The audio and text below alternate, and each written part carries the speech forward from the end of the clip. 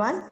I am Dikshita Sadashivauke from second year of MBA. Take this privilege to host this session as a part of MBA induction program for the new batch that is 2022.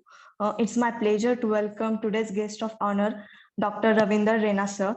Sir is a professor in economics, profound academician, and with he is writer, editor, advisor, motivational speaker, and public intellectual with more than 30 years of teaching and research experience in all over, like in Asian Pacific, Africa, and European continents. Sir is an independent consultant and training expert. He is also working as honorary professor of economics in business, that is Faculty of Management Science, Durban University of Technology in South Africa. He serves as a professional of economics for master's and doctorate programs in Monarch Business School in Switzerland. Sir serves as a country director of South Africa for the International Internship University. Sir has previously he has worked as an economic and internationalization project leader at NW Business School, and Sir has visited many countries all over globe. Sir has a total many awards and prizes. To name a few, he got the prestigious award of the best researcher in 2011 from Namibia University of Science and Technology, and he's also recipient of esteemed award Man of the Year 2012, which was based upon by the American Biographic Institute USA. Sir has published more than 50 papers at national and international conferences and seminars. Sir has written books and more than 135 articles in reputed national international journals. 45 book chapters of his was featured in the Global Leaders magazine in 2020 as top 10 social leaders who inspire, and also interview and research. He is also research person for DIX Research Forum International in South Africa, Brazil. And that's it, sir. There are many things to talk. The sir started talking. It will go about 3 to 4 hours because sir has many achievements in his field. So over to you, sir, now. Thank you.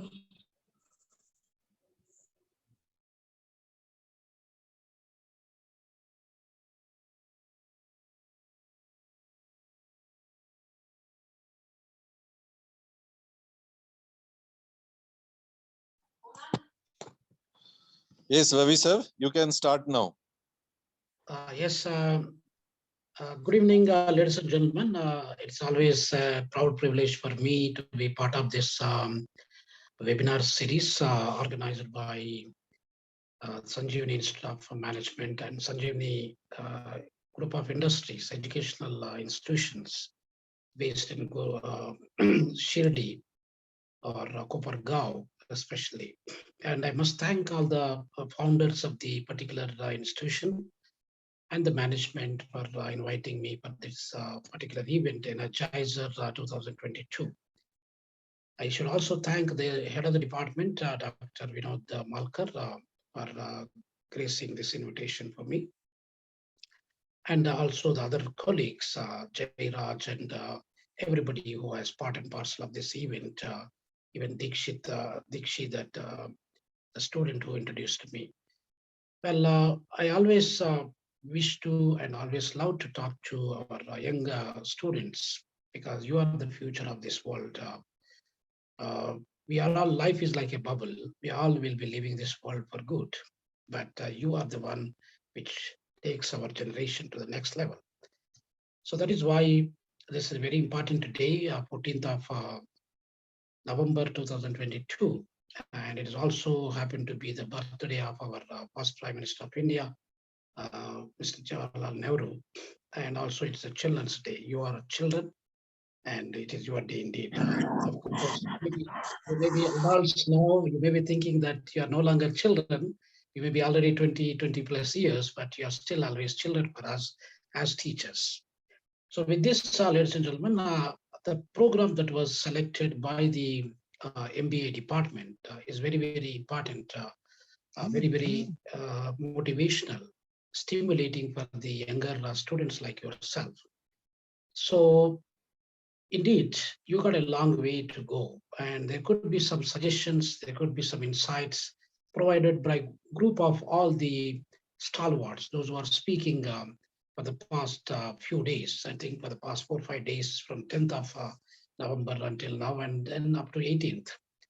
So the institution has invited different experts in their own field, and they try to engage everybody into that particular discussion. So when we look at the MBA, management education, and management uh, degrees, business degrees, or maybe if we look at the probably the management institutions themselves, the management education is not fairly new, particularly for a country like India. Though India is one of the old countries in the world with the youngest generation, where we have probably 65% of our people, they are a bit below the age group of 35. So we are blessed with that young generation like yourself. And whereas the most of the countries in the world, for instance, China and Japan, and they have the old aged people, and whereas the young generation is relatively lesser than what India has got. So this is one of the advantages for us. Now, given these advantages, ladies and gentlemen, that now how best we can utilize this youth energy, the power that you have. I'm 52, 53 years of age old. Probably I could be your father's age, or maybe probably elder to your father also in some cases. But what was the journey that we passed through? And Dr. Vinod and maybe my other colleagues from Sanjivani Institute of Management, they can also share their own experiences, or they might have already shared with you. So it is a journey that we chose. And if we look at the management education per se, it is, as I indicated just now, it is not an old education as such. It's probably a young education system. That the concept of probably management education was began. Some people they say France, Italy, and so on. And of course, there are some American institutions like Harvard and maybe Stanford and a few other institutions. So they also started the management education. And then when it comes to Indian experience, we do not have management education. All these France, Italy, and America, they have started somewhere in 1870. And maybe after 30 years later, some of the institutions like Harvard and also some of the old old universities in America, they also started these MBA programs. So gradually, the concept of MBA, concept of management education, also begin to be, expanding to different countries in the world. And gradually, we also received that, and XLRI, and maybe some of the University of Delhi. There is a also business school that they have started somewhere around 50s and 60s. And these are the institutions. Kolkata-based management institution is also one of the founding management educational institutions. So those are the institutions probably somewhere in between 40s to 60s, about 20 years period. That's where the concept of education was well grounded. Now we can see India is one of the countries, or probably the country which has got more number of educational institutions, maybe in the whole world, I should say that. Why? Because is that if you look at American institutions, maybe America has got about 3,500 universities, let's say, for instance. India has got more than that. And India, even in terms of China, if you compare, China is the largely populated country in the world. But in terms of the educational institutions that India has got is more than what China has got, is more than what America has got, being the largest economy, America one side, being the largest populated country, China on the other side. But India, though we are not, we are in between, we are not neither the largely populated yet, nor we are also not largely, probably largest economy as such. So we are the fifth largest economy, and we are the second largely populated country in this whole world. So with this, I just told that.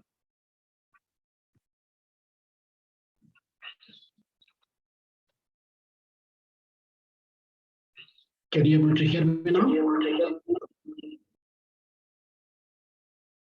Yes, sir, you are audible. Yeah, that's correct. Well, so this is basically the management education is just started in India and it grew up so rapidly, particularly for the past 2 decades. The educational institution, management educational institutions in the country are very few. And now if you count, over 3,000 business schools are there in India alone. That means that is more than the universities of the number of universities in America, let's say. So we are number one in the world. Our number of universities probably about 1,040 universities. They could be private universities, they could be public sector universities, they could be central universities, they could be state funded or state government universities and so on, deemed to be universities. So all in all, we have got about plus minus 1,040 universities in our country, about 48,000 colleges in our country, and majority of the universities in our country doesn't mean that they offer the management education by default as such. There could be some institution, they may not offer MBA or management school particularly.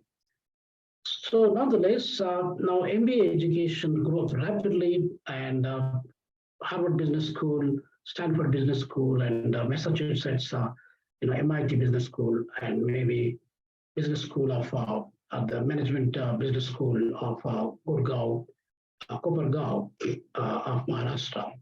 And there are so many other institutions that we have. So what does this mean to us? Now you are first year students. You joined this particular program with a lot of expectations and a lot of hopes and a lot of ambitions that you would like to achieve in your lifetime. Now, MBA is considered to be a passport for you. Now, passport in a sense that you can leave the country and you can work maybe in any other country, you can visit any other country. We got plus minus 200 countries in the world, and that will allow you to go and live and work in any other country in the world. Who knows that if you could able to, if you are smart enough, if you are intelligent enough, and you got a lot of deeper insights in the management and business, and one of the days you can go and settle in America. Let me give you an example. Some of the business stalwarts like Nitin Ora. Nitin Ora, fortunately, is also our Maharashtrian. Maharashtrian was born in our Maharashtra state. Maha means it's great. Rashtra means it is state. So it's a great state, actually. The Maharashtra is the only state in India. It is called by its state itself, and it's also characterizing Maharashtra. So, because why I'm saying this is Maharashtra is the only, probably Mumbai and Maharashtra is the only state in our country that contribute immensely in terms of the economy, in terms of the business, in terms of the trade and the finance, and so on and so forth. So we have the Bombay Stock Exchange, as you know that. We have the Bollywood film industry that was also stationed in our Maharashtra state. Now, of course, it also contributes a major portion of Indian economy. Indian economy is, as of now, it is about maybe about $2.8 trillion.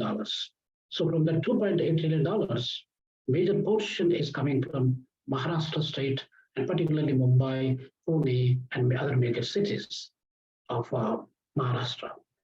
So what I'm saying here in this context is that we have great people like Nitin Ora, I was still referring to. Nitin Ora, born and brought up by surname, you can also recognize that he's our person from Maharashtra. And then Nitin Ora, he did his BTech degree, Bachelor of Technology degree at our IIT Mumbai. And then he moved to America. Then he studied his PhD, and also he got employment there. He became a professor. And then eventually he is the first dean ever appointed in the Harvard Business School, I think about 5-6 years ago. And that was the first time ever happened, because most of the time there's a white man, somebody from America, they are the one who is being a dean, executive dean of a Harvard Business School is not an important portfolio. It's a very tough, very challenging, very, kind of a well-positioned job, actually. So that Nitin Vora was our first dean of Harvard. He come from our land, actually. So that is one example I'd like to give you. Remember that even Sachin Tendulkar, also from our land, Maharashtra. Of course, I'm not saying that there could be other students from other parts of India. I'm just focusing because that Sanjivani Institute of Management is located in that particular Maharashtra. I'm not saying that every state in our country, they also make their own contributions. In order to make 100, if everybody contribute 90%, if Uttarakhand contributes 10% of it, without Uttarakhand contribution of 10%, it will not become 100%. So meaning that every one of you, no matter somebody might have come from Andhra Pradesh state, Telangana state, Karnataka or Kerala, or maybe Bihar and Uttar Pradesh and any other state of India. So you're all equally important, but I'm trying to highlight some of the people, important people here, just to stimulate your thought process. So we got Sachin Tendulkar, who is considered to be the cricket god, who also hailed from a state. So we can take so many people actually like that. Even Savitribai Phule, and probably our institution, some of our educational programs also associated or affiliated with Savitribai Phule University, Pune. Savitribai is also considered to be one of the first lady teachers in the whole country. And probably Joshi, Mrs. Joshi, Anandi Joshi, she was the first female doctor who studied in America. Unfortunately, at a young age, she passed away. But these are the lists that goes on to talk about the people from Maharashtra state. They made history. So now, some of you might have come from the villages, and some of you might have come from small communities and poor backgrounds. Doesn't matter where you come from is not important, but where you are going and how you are going is very important. So ladies and gentlemen, you must remember that it is a journey that you choose through the management education. I was saying that Nitin Vora come from that particular land. He could reach to one of the top jobs in the world because Harvard University is considered to be the top university, top 20 universities are top #1 institution most of the time. Nowadays, with the 2022 or 23 rankings, it may be second, third, but doesn't matter. It is always among the top 5 educational institutions in the world that was headed by our Maharashtrian. So that is the point I would like to say. Does it mean Nitin Vora doesn't have challenges? Nitin Vora has got many challenges as well. Vinod Malkar has got plenty of challenges. We were together in one of the conferences at Tiruchirappalli, IIM, Indian Institute of Management at Tiruchirappalli. We shared a lot of things. We shared a lot of common grounds. So that is very important. Where you come from is not important, but where you are going and how you are going is very, very important. You take any personalities in the world. You take any rich people in this world. You take any business tycoons in this world. You take any other great scholars in this world, they always come from a simple and humble and zero backgrounds. Let me give, on this account, let me give you some examples. Oh, if I ask you a question, students, our beloved first year MBA students, who is the richest person in the world? And then, I don't know, some of you may be knowing, some of you may not be knowing. And to give you the answer that it is Elon Musk, who bought Twitter a few weeks ago. And Elon Musk, and many of you probably do not know, you may be thinking that he's an American, but he's a South African actually. The land where I'm sitting, he comes from South Africa.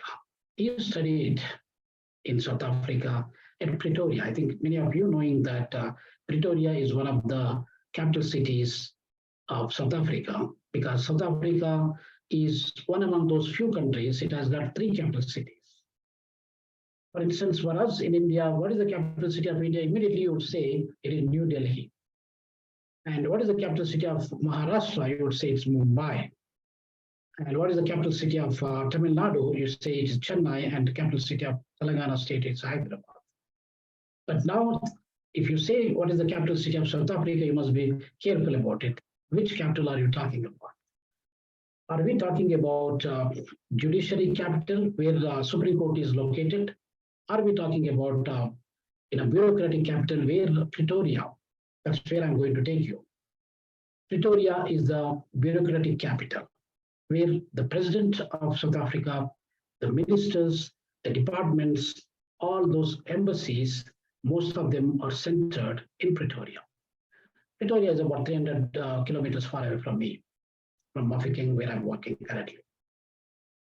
Now, I'm saying all these details here. And of course, Cape Town, where I used to be a professor in Cape Town, and Cape Town is the legislative capital of South Africa, where you have the parliament.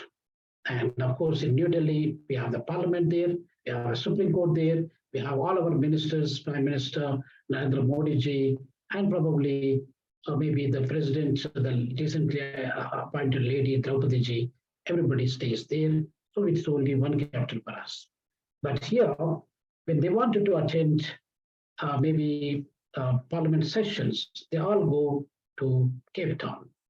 And so vice versa. I was also speaking, actually, I was being interviewed by the Nirmala Sitharaman's husband, current Prime Minister, current Finance Minister of India, Nirmala Sitharaman ji, her husband, Dr. Parakala Prabhakar ji, interviewed me probably about a couple of years ago about whether Andhra Pradesh state should have three capitals like Amaravati and Visakhapatnam or Kurnool.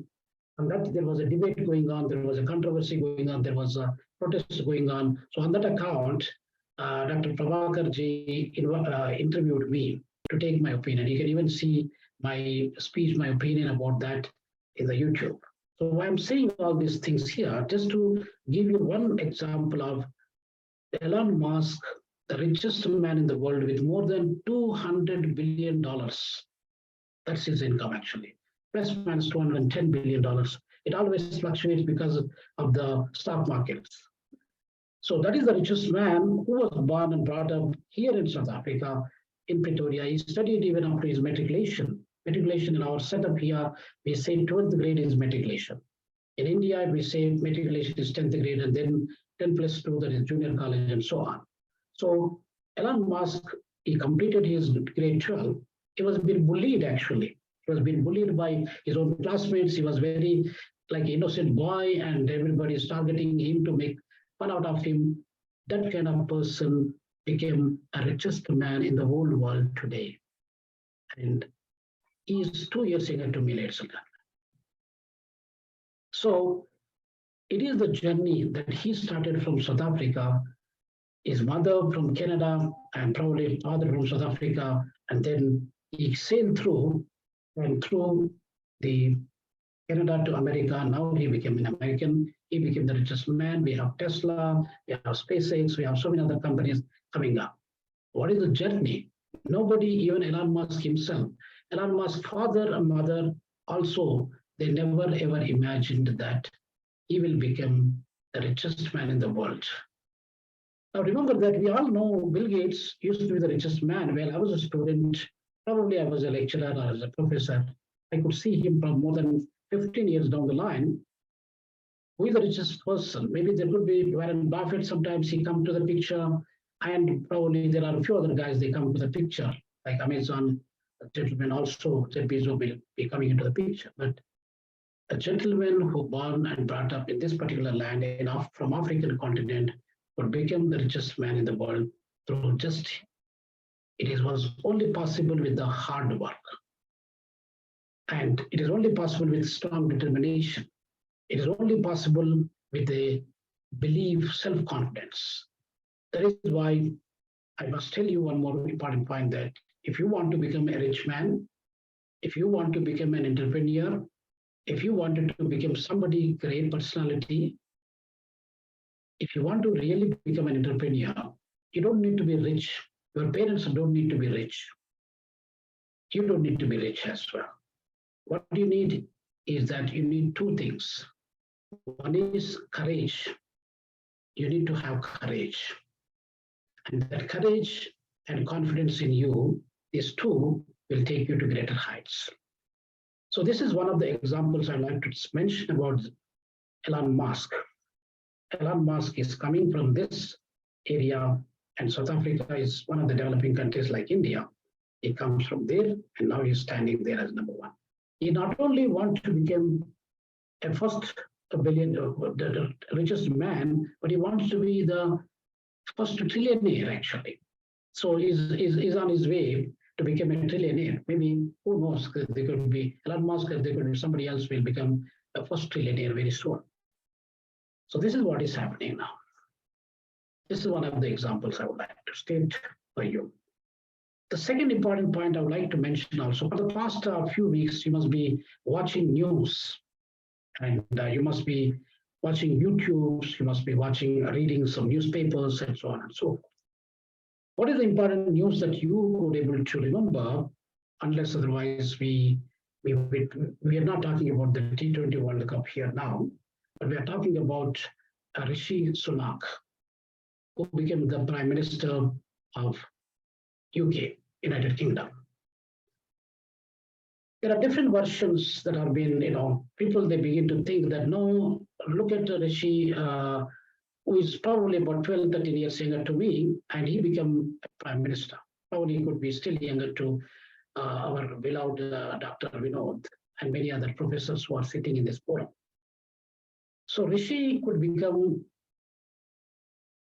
a Prime Minister of an important nation who rule the world, actually. That is why sun never set in a British Empire. You might have studied in your social sciences at your school level that sun never sets in British Empire, that whether you coming from Nigeria to South Africa, there are many nations are ruled by Britishers. India, Indonesia at one stage, China, and many other nations in the world.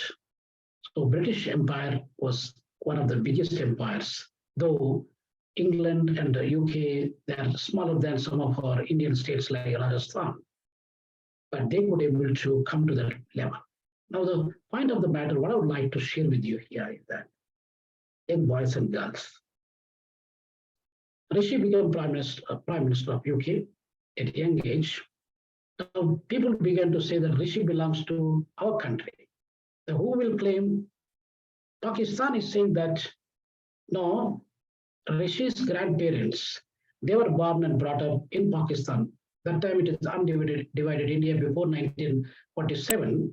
It is undivided India, Pakistan, Bangladesh, Myanmar, and maybe all the they are part and parcel of India, undivided India. Yes, of course, it is for sure. And one of the cities in Pakistan, Rishi Sunak's grandparents, they were brought up. And then they moved to UK a long time ago. And then thereafter, so Pakistan can claim that, no, the origin is coming from our land. Now, the second people, they say, Kenyans will say that, no, Rishi's father, he born Sunak, Mr. Sunak, he born in Kenya, actually. Because when grandparents moved to UK and for their own livelihood, for their greener pastures, they come to Kenya. They were also working and living there for some time. And therefore, in that particular land, Rishi's father, Rishi Sunak's father, he was born there in Kenya. Kenyans will say that, no, the origin is coming from our land. Now, funny enough, South Africans also would say that, no, it's not true. Rishi Sunak's mother, Usha, she was born and brought up in South Africa. So Rishi ultimately belongs to our land, South Africa. So now Pakistan one side, Kenya on the other side, and yet South Africa on the other side, three countries, they are claiming that no origin of Rishi Sunak is coming from our land. Rishi Sunak ultimately belongs to us.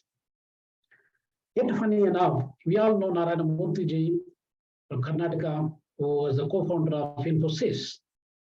And then his daughter is the one who married to Rishi Sunak. And India would still say that, no, we are the father-in-laws of Rishi Sunak, because Rishi Sunak's wife, born in India and maybe married to Rishi. So Rishi is our son-in-law, probably is our country origin man. Then yet another important point is that America also will come into the picture. They'll say that no, Rishi is still our person, because you see Rishi's wife and Akshita or something, and she also take the American nationality. So she's an American national. Therefore, Rishi married to an American lady, and therefore he became the son-in-law of America too. So there are 5-6 countries that are claiming that the origin of Rishi belongs to those countries. Why? Because Rishi occupied the top chair in this world. And so when he's sitting with the top chair, and in order to occupy the top chair, he worked so hard. It was not easy. It's not that God or whatever Lord Krishna or Lord Sai Baba is blessed him just like that and to sit there. He worked very hard for that. It was not so easy for an Indian, though. And again, funny enough, British people, they say that, no, it doesn't matter whatever you guys claim. Rishi was born and brought up here. He's absolutely a British national. It has nothing to do with India, nothing to do with Pakistan, nothing to do with South Africa, Kenya, and America. He's our national, and we elected him, and he's our prime minister. So it doesn't matter. But why we are beginning to compete and claim that no, if somebody will say that maybe Rishi Sunak is my friend, and somebody will say that Prime Minister Modi is my friend. When somebody is great, somebody is successful, we always would like to claim, we would like to associate, collaborate with them because of the success. But what they did, what Rishi did to reach them to that level, he only knows that journey. How many challenges he faced, how many humilities that he faced, how much hard he worked for that. Nobody knows. That is why, ladies and gentlemen, success will kiss you privately, whereas failure will slap you on the head, on the cheek, publicly. So therefore, if somebody is successful, doesn't mean that they just got the success like that. It is a journey. It is a self-determination that you wanted to choose that journey and you wanted to move on with that journey. So if somebody is an orphan child, that we find a lot of orphan children in our country, unfortunately, thousands and thousands of orphan children out there.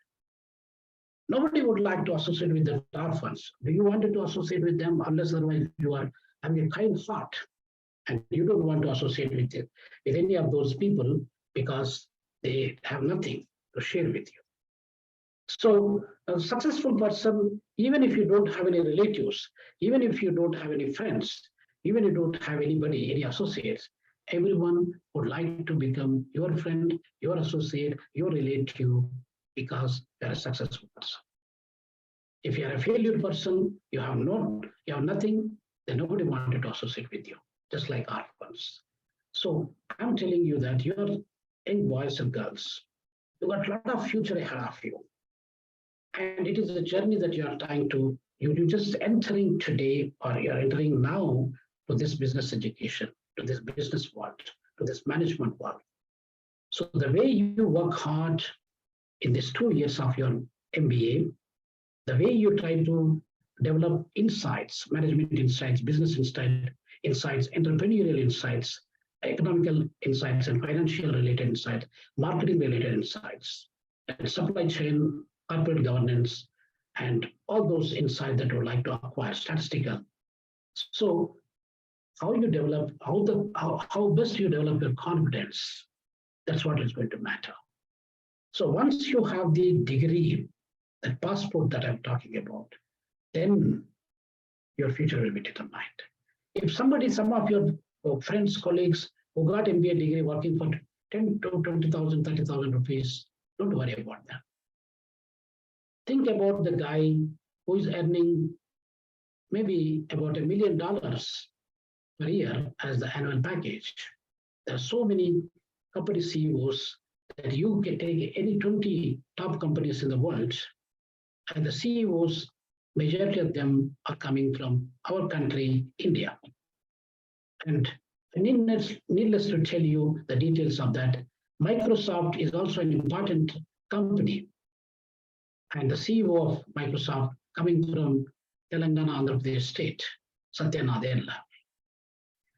Pepsi Cola CEO, probably a couple of years ago, was a lady born and brought up in Chennai.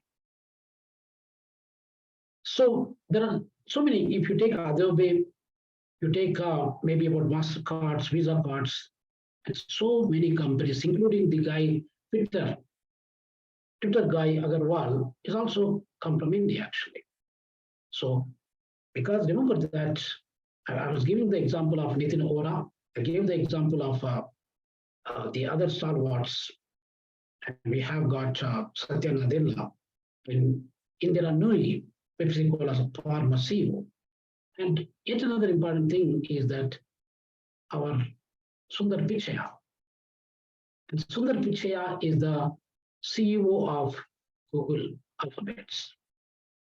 Of course, there are funny jokes that are coming up. His mother began to say that, no, look, Sundar, now Rishi Sunak much is younger to you, but Rishi Sunak has become a prime minister of a powerful nation, but you're just a normal CEO of a Google or Alphabet company. Although Google company is more than 1.4 trillion or $1.5 trillion worth of company, it's one of the major top 10 companies in the world, or top 5 million companies in the world, but still parents' ambitions are like that. So parents think that, no, the person who is younger to you, Sundar Pichai is getting close to 47 to 48, somewhere there. And then Sundar Pichai's parents are thinking that, no, you should have become what do we call President of America in the place of Joe Biden. So this is what is happening, actually. These are the ambitions. But having an ambition is different. And having a path, goal, strategy, and a sincere strategy is yet another important task. That is why we say about everything that if you wanted to achieve something, you need to have certain goals that should be reasonable, actually, achievable, whether time bound, and whether the goal that you want to climb the Mount Everest, but you don't even have proper legs. Was that possible? You want to become a richest man in the place of Dhirubhai Ambani's children, Mukesh Ambani, and maybe Anil, what do you call that, a recent gentleman, Adani. You want to become the richest man, but you don't want to do anything. So it is impossible to achieve. So therefore, ladies and gentlemen, you must be smart. Smart here is S-M-A-R-T. S means specific. You should have a specific goal. And that goal must be measurable. M stands for measurable. A stands for attainable or achievable.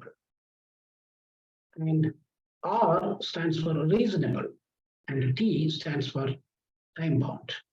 If you want to achieve your goal when you reach 80 years or 90 years, it doesn't make sense, actually. So this is what is important. You as management students, you must think always that smart, you must be smart. You must also work along this smart principle, as I just told you. And then you should not give up, even if you face lots of tough challenges in your life. It could be cultural challenges. In our country, unfortunately, it is divided. Though we have 1.4 billion people in our country with more than 1,800 castes that we have, probably 1,652 languages that we have, maybe 29, 30 states that we have, and 6, 7 union territories that we have. But we still say, Mera Bharat Mahan. We are one heart and one Indians. Whether we are Muslims, whether we are Hindus, whether we are Christians, Jains, Buddhists, Sikhs, Zoroastrians, Confucius people, there are some, and Anglo-Indians, whoever they are, all these 1.4 billion people in our country, is one people, that is Indians. So that Indianness you need to develop, the solidarity you need to develop. There could be a number of politicians in our country, they wanted to divide based upon the communities, based upon the religion, based upon the region, state, and probably locations and so on and so forth. But ultimately, our country should come first. And then you come second, actually. So if you could able to show your patriotism, your dedication, your utmost dedication, your commitment, your sacrifice, you'll always win. You never go wrong. In our life journey, I might have faced a lot of problems. 30 years of my service, I have faced a lot of challenges. I traveled to more than 40 countries in the world. It is a blessing. It is not that every businessman, every rich man, every scholar in the world were able to travel to this many countries. When you learn, last month I was in Brazil, for example. I was in Rio de Janeiro. I was also in Sao Paulo and other major cities. So it's a BRICS related, Brazil, Russia, India, China, South Africa related conference. I went there. So I'm saying all these things here is that the way you work hard, your future will be determined. And if you meet any challenges in life, challenge is only a temporary. Problem is always smaller than your capacity itself. You have got immense capacity, whereas the challenge and the problem that you face in your lifetime is very, very tiny. Remember this point. So you always remember that you should not, even our great scholar and great scientist, our former president, Dr. APJ Abdul Kalam, also mentioned a number of times about his own philosophies, that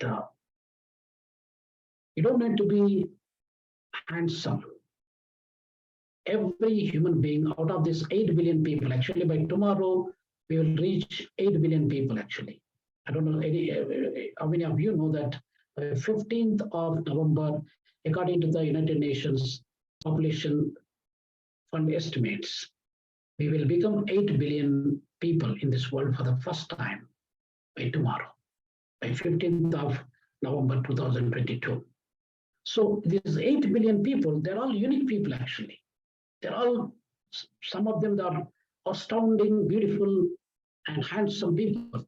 But no matter if somebody says to you, handsome or beautiful, pretty, gorgeous, you're all unique people actually. Remember that your thumb is not going to match with any of those 8 billion people. Imagine that when your thumb doesn't match, that means you got unique features of yourself. So you don't need to be handsome, but you got the hands to help somebody. So that is the point you need to remember. Everybody in this world, even gundas, rowdies, goons, mafia leaders, all of them, they know that they are doing bad things, but they still want good people to work with them. The honesty, the humbleness, and the positive attitude, and never give up. So you need to have self-confidence yourself. And with these few things, you can always win anything and everything that you do in your life. So ladies and gentlemen, with this a few remarks from my side, there is a lot of things that I can share. And also, I would like to mention about the life of Mahatma Gandhi. And life of Mahatma Gandhi, he started a journey at Porbandar, somewhere in a small village in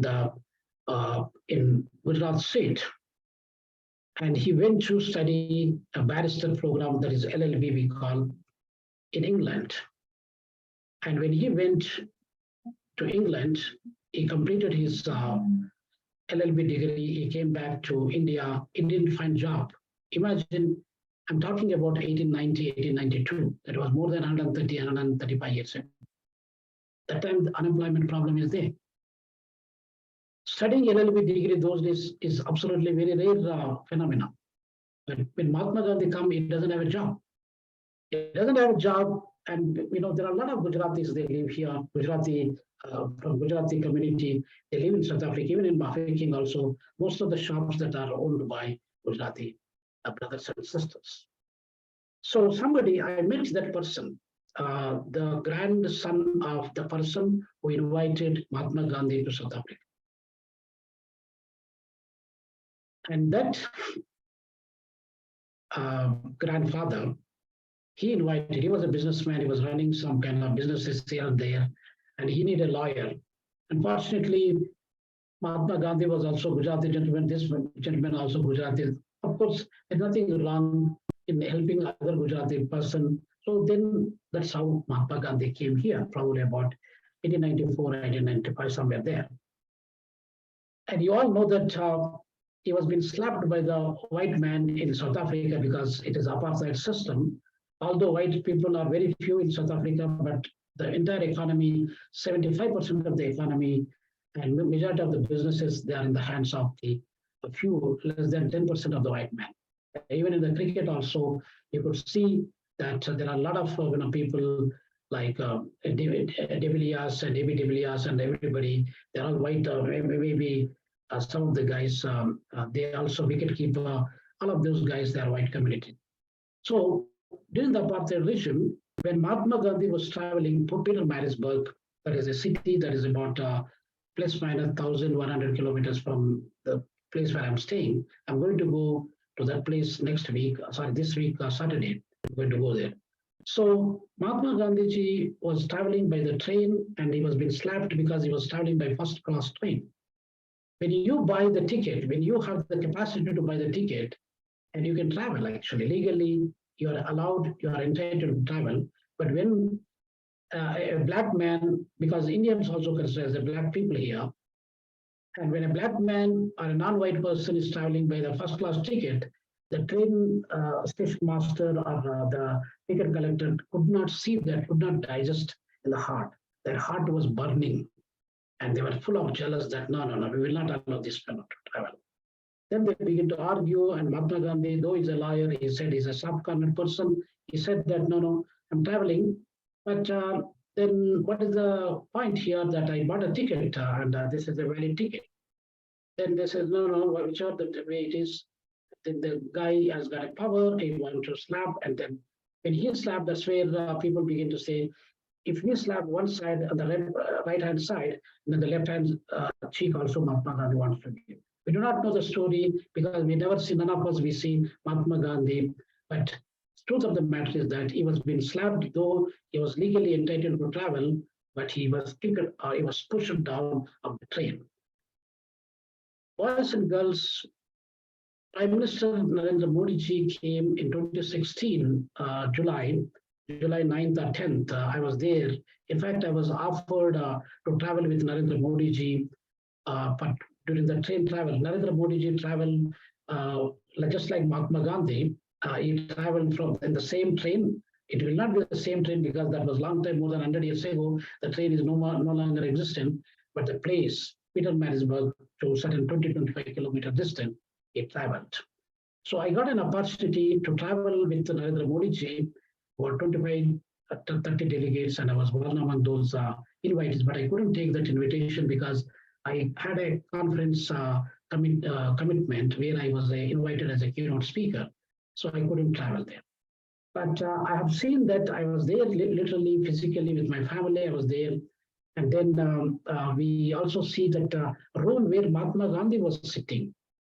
Throughout the night, that was the winter season, and it was so cold.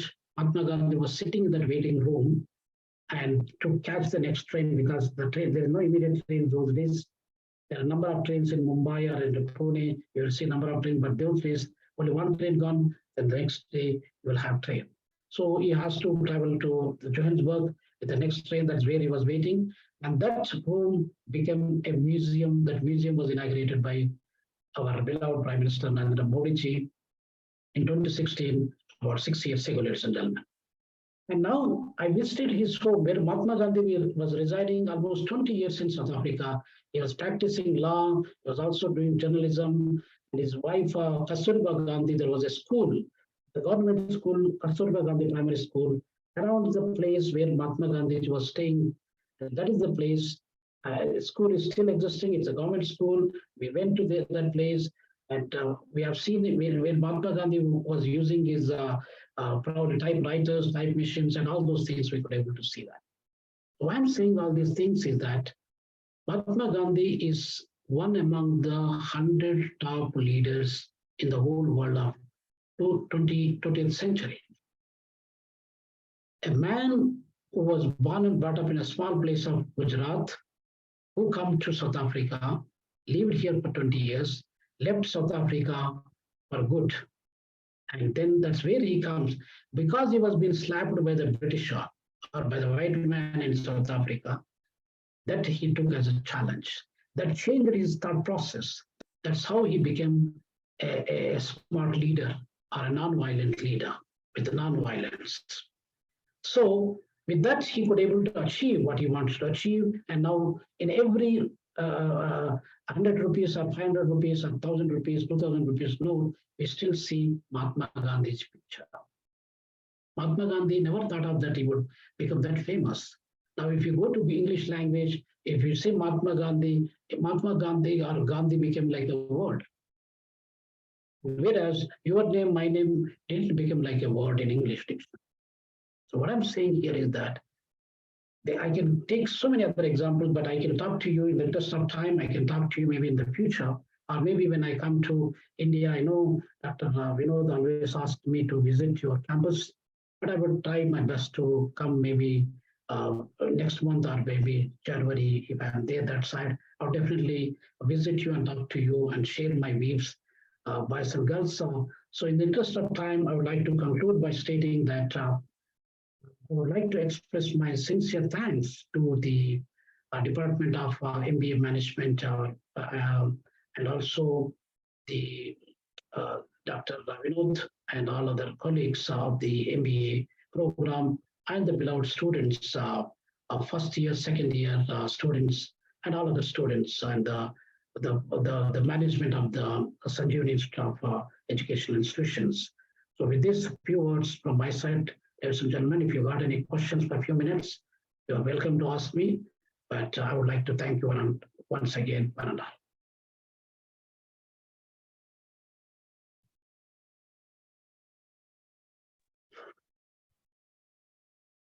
Sir, am I audible? Yes, you are. Sir, what our students should do to establish themselves in international arena?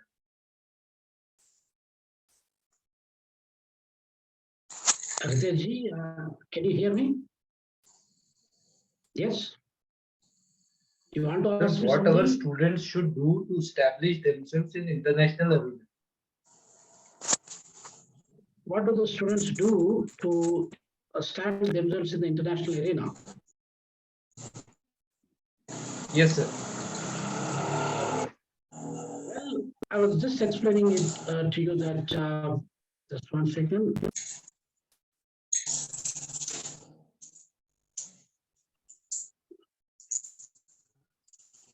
Let me take my own example.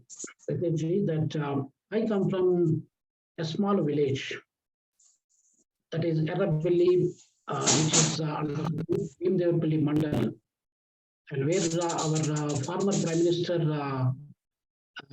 P.V. Narasimha Rao come from the same mandal. His village name is Wangara. My village name is Erabili, and we have about 10 kilometers distance. So that is the place where I was born, brought up, studied in my grade 7th in a government school. Thereafter, in a Mulkanur, which is the largest cooperative credit society, was set up in, which is the largest in the whole of Asian continent at one stage. And that was Mulkanuru, which was founded by Vishwanath Reddy, and I studied there in that government school, JPHS. So from those two schools, from that, I didn't even have bicycle to go to my school. I was walking almost 8 to 10 kilometers going, 8 to 10 kilometers, probably about 16 to 20 kilometers going, coming every single day during my school days. So I studied like that. But you guys, our students here, I don't think anybody is walking like me 20 kilometers every day to come to Sanjivani Institute of Management. Or did anybody in this student community could travel during their school days or primary school, secondary school, or junior college time, were able to come this far and this many kilometers? I don't think so. But I could able to come to this level from such a small, humble, my parents are subsistence farmers. I'm also a farmer myself. I never even think of that a farmer can become a professor and could able to travel to different parts of the world, could able to, probably achieve so much within this 30 years of his career. So to answer your question, Ritesh, that the simple mantra one has to believe is that traveling or settling in other countries become very easy nowadays. Even in my time when I left India in 1997, the time is totally different and it's still tough. But now it becomes so easy for you guys to get a passport. It is easy. Maybe the call, you'll get a passport in 1-2 weeks time and you can get ready. You can get visas, online visas are given, and some countries give a free visa without any kind of restrictions. You go and you take the visa. So in order for you to make your MBA degree and which can be recognized and which you wanted to work or use that as a passport and work in other countries, the world is so huge. Only thing is that you need to discipline yourself because it's a competitive world. Among the hundreds and thousands, if you want to stand alone and stand out, then you need to show that you are different from others. You are unique from others. And that is why you need to believe in yourself, number one. Number two, you need to believe in what you do. Number three, you need to focus and dedicate and never fail to work hard. So my formula for me, come from the zero, that's a small background, but that is my root. I never forget my root actually. And from that root that I come, and so now you have a better future. So you can achieve, you can do much more than what I did actually. Only thing is that your humbleness is the first character that you need to develop. Be humble, be polite. And nowadays, if having politeness or being polite is becoming a weakness. Many people, they will see you as a weakness, but don't worry about it.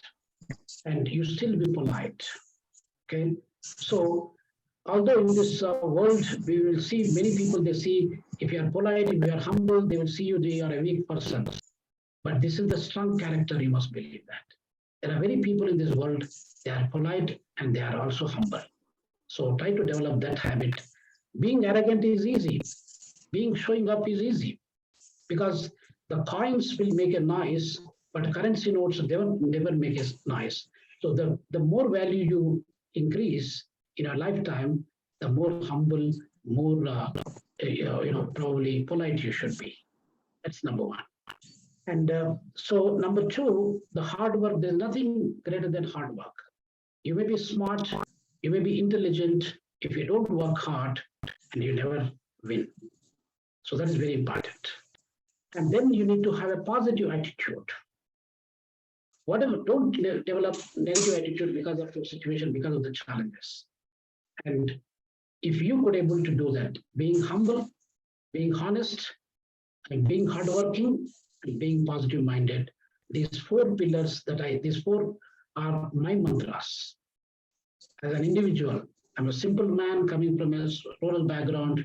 I could become one of the professors working in other countries. So with these four pillars, I could come to this level. And you believe also in these four pillars. And I'm sure that you will become one of the stars. So I think, Ritesh, did I answer that question? Yes, sir. Thank you. Are there any other follow-up questions?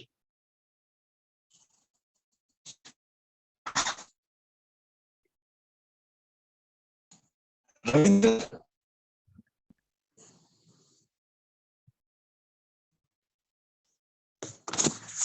sir, can you listen to my voice clearly? It is a little softer, but you can keep your mouth closer, or maybe you can take out your headphones and try to. Maybe I would it would increase the speed. This is Professor Patel here from Sanjivani College of Engineering only. I hope you are able to get my voice. Professor Patel here from Sanjivani. Yes, I can hear you, Professor Patel. Please go ahead. Yeah. First of all, thanks, sir, for sharing your international experience with our students. We are a rural institute here, and we are running MBA, and we are fortunate to have reputed international speakers such as yours. And before I start my question, I want to give greetings of somebody else to you. Dr. Viral Bhatt from Sali Institute of Management, Ahmedabad, which is under Gujarat Technological University, has passed on his regards to you. He's my close friend. He said, give my regard to Ravindra sir. You had been Thank you. to his Thank you very much. students' Viva multiple times in Correct. GTU. Correct. I was, yeah. Even I think the Vice Chancellor of GTU, Gujarat Technical University, also is a good friend of mine. And of course, yeah, I was their examiner, and I also help our students, even from Tamil Nadu, from University of Mumbai. I mean, majority of our universities, I do help on regular basis, actually. And This the platform. other point I would like to mention here is that we, Sanjivani Institution and our Northwest University, we signed the MOU, Memorandum of Understanding. We signed Okay. that MOU almost about 3.5 years ago, and it's about Okay. 4 to 5 years MOU. So that's still in place, actually. So that is the kind of beauty, actually. We have an official Memorandum of Understanding with your institution. Sir, only And under my a small leadership of- question, and I don't want Yes, under a my very small leadership question. as Do you the think project head of the internationalization, I initiated based upon the request made by Sanjivani institutions, Sure. and we could able to achieve the MOU. That's what I would like to mention here. But yes, please go ahead with your question, sir. Yeah. Very small question. Do you Yes, sir. think that our regional cooperative associations like BRICS, Brazil, Russia, India, China, and South Africa, no, they are also planning to come up with banks. So how do you see the contribution of these associations in development of these regional cooperative nations, such as your South Africa and our India, with special focus? Sir, that is a very important question. Small question. In fact, How this will help? I've written an article, in fact, on the NDB, New Development Bank, whether it is a bane or it's a boon. So whether it is going to be helpful for these 5 countries or most of the other developing countries in the world, because Indonesia wants to join, Nigeria wants to join, Turkey wants to join, Saudi Arabia wants to join, Egypt wants to join. There are many other countries there. Bangladesh also wants to be. India is the leader now. India is going to host the head office of that bank. Of course. You know, Kamath is one of our one of the important persons who initiated this banking, establishment process. Actually, maybe Kamath, if I remember. So what I'm saying is that although the bank started its operations about 6-7 years ago, but nothing tangible is achieved. Yeah. And we still have a long way to go. Although we have multilateral banking institutions, we have bilateral banking institutions, we have other World Bank and IMF, but this bank, the establishment of the bank is totally unique. But still, we need to implement what uniqueness that we try to possess, and we need to make this bank special. And whatever the goals and objectives that we have, or the member or non-member countries they have, so they need to support and achieve their goals and strategies. So I think that is a long way to go. And I'm going to Durban by Friday, the 18th, 19th, in a few days' time. I'm going to speak. Actually, there is a BRICS Youth Master Class. So I'm one of the professors who is going to speak about this issue, actually. Maybe if time permits, you guys wanted to, I don't know whether it's open to everybody. If time permits, I don't mind sharing with the link with Dr. Vinod. Maybe you can share with whoever wants to join. Welcome to time. Thank you, sir. Thanks a lot. I try to give you more details, more insights about that particular institution, the challenges, its achievement, what is the strategy, what needs to be done. As an economics professor, how do I foresee the development of this institution in the coming 10 or 20 years' time? So those are some of the things that I would like to discuss about. Thank you, sir. Thank you. Thank you, sir. Vivek. Good evening, sir. Sam Dikshita Bauke. On behalf of our department, I am going to propose a vote of thanks to today's guest of honor, Dr. Ravindra Rena, sir, who spared his time from his busiest schedule to grace the occasion. So today we had a golden opportunity to hear you, sir, which have enlightened our minds. Thank you so much, sir, to taking out from your time from your busiest schedule. I also mention a heartfelt thanks to our HOD, sir, Dr. Vinod Malkar, for arranging this resourceful session for us. I'm also thank to all the faculties and students. Thank you to one and all. Thank you, everyone. Thank you, Dakshita. Thank you very much for that kind words. Dear all, can you please switch on your camera so that I can take a group photograph? And Dikshita, was there any other announcement you wanted to make? Yes, I want to make one more announcement for everyone. That is tomorrow at 9 a.m. We are having one more session of Dr. Samir Deshpande sir on Sanjivani platform. So do everyone join this final international session of our induction Energizer 2022. It is an humble request. Please everyone join this session. It is really be the resourceful session for everyone of us. Thank you. Okay, dear all, just for Right, 5-10 ladies and seconds, gentlemen, please switch on the camera. Is the session is over now? Can I leave with your permission? So just if you can please wait for just 30 more seconds, I'll just take a group photograph.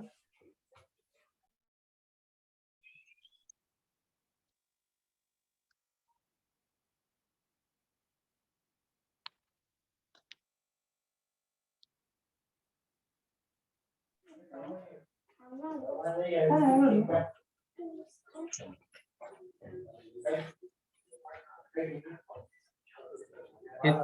Thanks a lot, sir. Thanks a lot.